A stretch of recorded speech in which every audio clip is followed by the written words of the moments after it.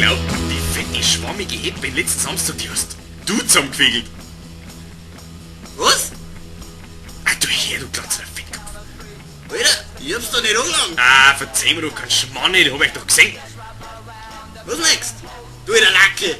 Jetzt hör mir mal genau zu, du saudummer Geschwulschel. Ich hab da ein Bier hier, da sind mindestens 16 oder 26 Beutel von mir, deiner Mann, dein Pap, deiner Mom, egal, auf alle Fälle, da drin.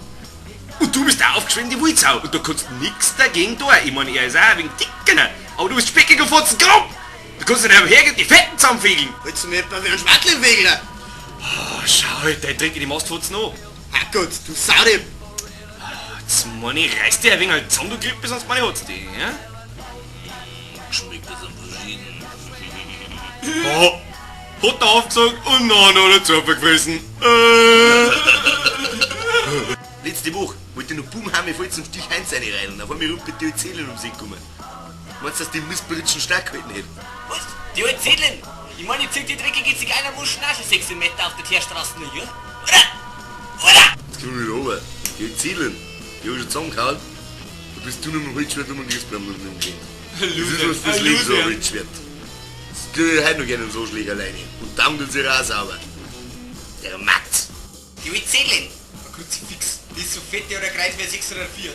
Schluckt wie ein Gulli und frisst wie ein Schuhbraten. Bloß hat die gesagt sein, Mann. Was wirst denn du eigentlich jetzt deinen Senf dazu geben, du schiere Sau? Außerdem soll jetzt das fette Mama mal schauen, dass es weitergeht. Es rennt nicht wie ein Schaf unter die Jüchsen.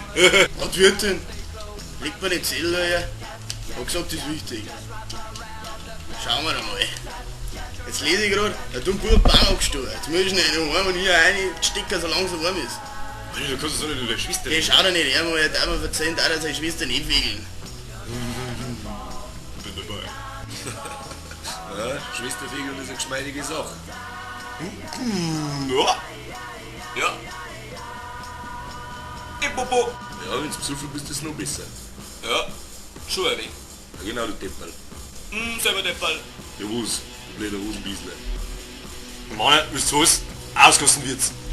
Wie soll ich denn das anstellen, als auf in der Früh schon jagen musst?